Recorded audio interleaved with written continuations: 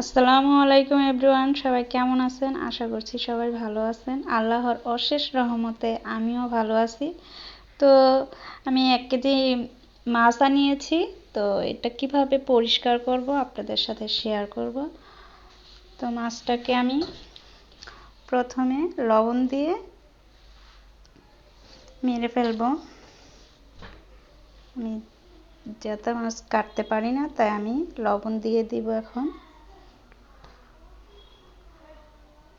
লবণ দেওয়ার সাথে সাথে দেখেন মাছগুলো মরে যাচ্ছে। তো এই যে মাছগুলোকে মেরে ফেলেছি। এখন আমি এগুলোকে কাটবো, একে একে সবগুলোকে কেটে নিচ্ছি।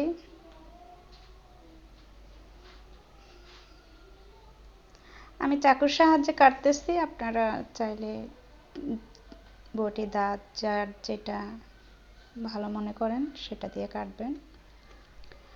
তো আমার কাটা শেষ সবগুলো মাছ। তো এই যে পেঁপে পাতা নিয়ে নিয়েছি,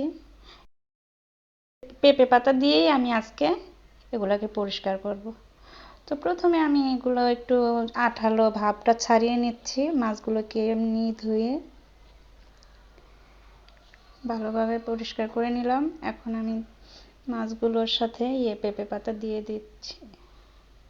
পেঁপে পাতা দিয়ে ভালোভাবে এটাকে কচলিয়ে ধুতে হবে।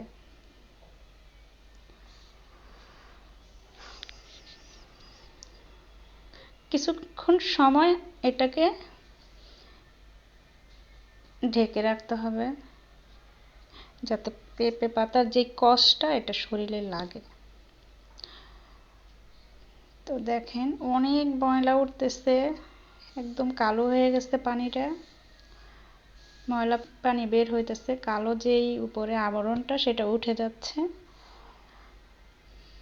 দেখেন কতটা পরিষ্কার হয়ে গেছে। তো এভাবে করে অনেকবার ধুতে হইব মাছগুলোকে, কমপক্ষে 8 থেকে 10 বার মাছগুলোকে এভাবে ধুয়ে নিতে হবে। তো দেখেন অনেকটা পরিষ্কার হয়ে গেছে, সাদা হয়ে যাচ্ছে মাছগুলো প্রায়। পানি দিয়ে পরিষ্কার করলেই বোঝা যাবে কতটা পরিষ্কার হয়েছে।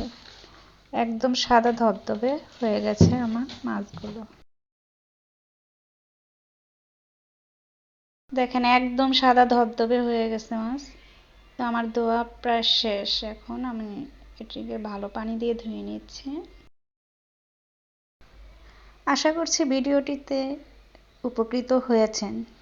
যদি উপকৃত হয়ে থাকেন তাহলে লাইক, কমেন্ট, শেয়ার করবেন আর সাবস্ক্রাইব করে দিবেন। সবাই ভালো থাকবেন। খোদা হাফেজ।